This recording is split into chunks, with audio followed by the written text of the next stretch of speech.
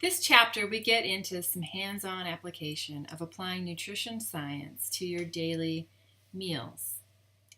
What are some tools that we can do that with? Chapter 2 is all about those diet planning tools that are available to help people apply the research-based guidelines into their everyday practice. In Chapter 1, we learned about the broad-based 5 characteristics to a healthy diet. You might remember things like adequacy, balance, calorie control, moderation, and variety were the principles. Those principles seem simple, but most Americans fail to put them into practice. So to help us with applying those principles into our daily eating, meal planning tools have been developed. They include the Dietary Reference Intakes, or called DRIs, the 2015 Dietary Guidelines, the USDA Food Patterns, and MyPlate, the Exchange System, and the DASH Diet.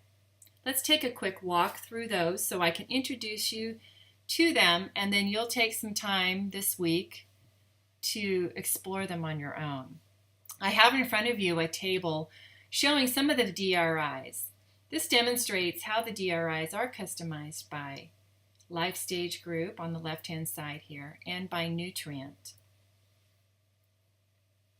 They include 5 sets of standards. The 4 most useful to individuals are the RDAs, the AIs, the ULs, and the AMDRs.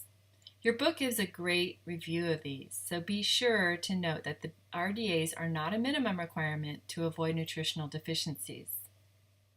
They are actually designed now, in the old days it was that, but now they're designed for optimal health. What is the nutrient amount that you should get to improve your health? And they're also for healthy individuals. Someone who's sick or has cancer, these do not provide them the recommended intakes. They would need to go to a separate source for that. There also is a tool I provided, so if you'd like, you can print your own DRI table customized. I show it here, a sample of a male who's 25, he's 6 foot tall, 175 pounds, and we're just going to say he's moderately active. When you submit that, the website brings back to you a table that's customized specifically for those parameters. I thought that's kind of a nice resource, and I'm providing that under your week 2 materials. Next up, we have the dietary guidelines. The 2015 dietary guidelines have some specific focuses that are a little different than the previous set that came out 5 years ago. These come out every 5 years, and as you can see, the range for this one is 2015 to 2020. They didn't get this released actually though until the very end of 2015. They rolled out in January of 2016. So your textbook does not have these printed. They have the 2010. So be aware you need to use the additional resources that I'm providing to get familiar with the 2015 dietary guidelines. These guidelines are intended for people 2 years and older, not for infants.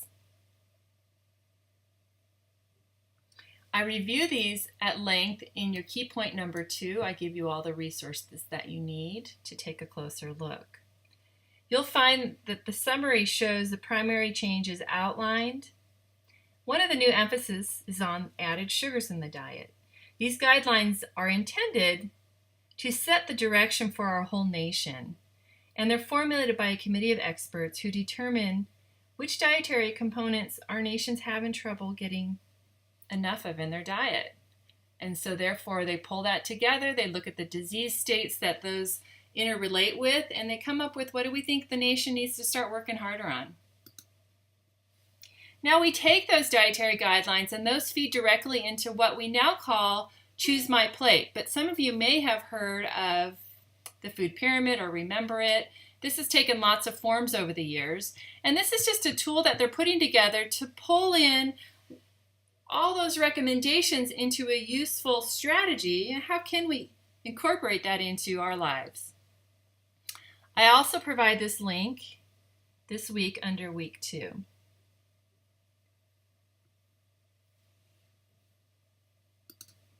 The My Plate provides graphic representation of the dietary guidelines and provides opportunity for individuals to customize that also to their unique situation based on their age, height, weight, and activity levels. I'll show you that here, that we have a link that you can take if you'd like to find your own personal plan and find out what is the right amount of calories for you.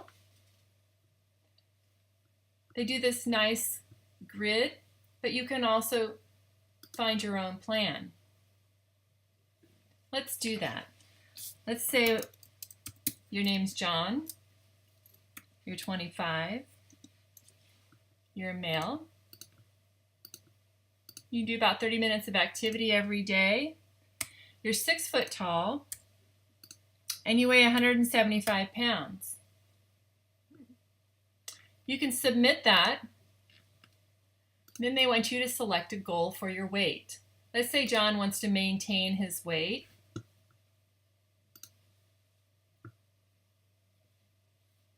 It then provides for us a personalized plan for John. It tells each food group and how much of that food group should he be eating each day. What are some examples in that food group, and what are some tips to get that right variety that they talk about as the guidelines. Also, we have MyFoodipedia. This is a nice tool that shows individual foods that you can look up, and you can find the specific nutrient content. The next tool that we're going to explore is looking at estimating portion sizes. One of the things that's necessary for any type of meal planning is understanding how much is on that plate that you're eating.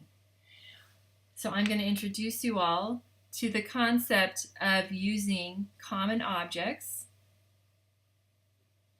You're going to brush up on your ability to judge how much is on your plate by trying the Portion Reality Lab in the discussion board. View the portion distortion information that I've provided in key point number 3, and also print out the Common Object Guide to Guesstimating Food Portions, which is in the extras in the bottom of the Week 2 folder. The idea here is that most of us can visualize the size of a common object. This can then be used to estimate the amount of a food on your plate. For instance, a deck of cards is approximately 3 ounces of meat. So when we're using this, we can do a more accurate job of estimating what we've eaten without actually getting the measuring cups out. Because let's face it, not all of us are going to take the time to do that. We've got all the tools right here in our mind. It's interesting, if you take a 10-inch plate of food and move that food to a 6-inch plate, perceptually most people feel like they're more satisfied because they feel like they got more food. It looks like more food. So try this at home. You may be surprised. Another diet planning tool I'd like you to be aware of is called the exchange lists. Here it says diabetic exchange list because we commonly use this for people with diabetes who need to follow a more stringent diet to manage their health condition. This also can be used for people with kidney disease commonly. This system mimics the concept of the USDA food patterns with food groups, but it's designed to be much more specific to carbohydrate, protein, fat, and the calorie content of the food. Portion sizes are more precise in this system so that one food in a group may be exchanged for another, and the person is still going to get very similar macronutrient intake and calorie intake. For example, if we take a look at the starch group here, it has 15 grams of carbohydrate, approximately 3 grams of protein, trace amounts of fat, and 80 calories. If we go down to the starch list, it gives some examples of what fits in this. Well, we could have half a cup of cereal, or we could have 1 slice of bread. Those are very similar in composition as far as calories and carbohydrate. All of those foods, we could also interchange 1/3 of a cup of rice.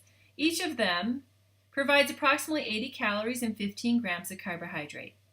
This system is useful in more complex diets so that we can manage them, again, without that labor of getting out a measuring cup and having to measure every time.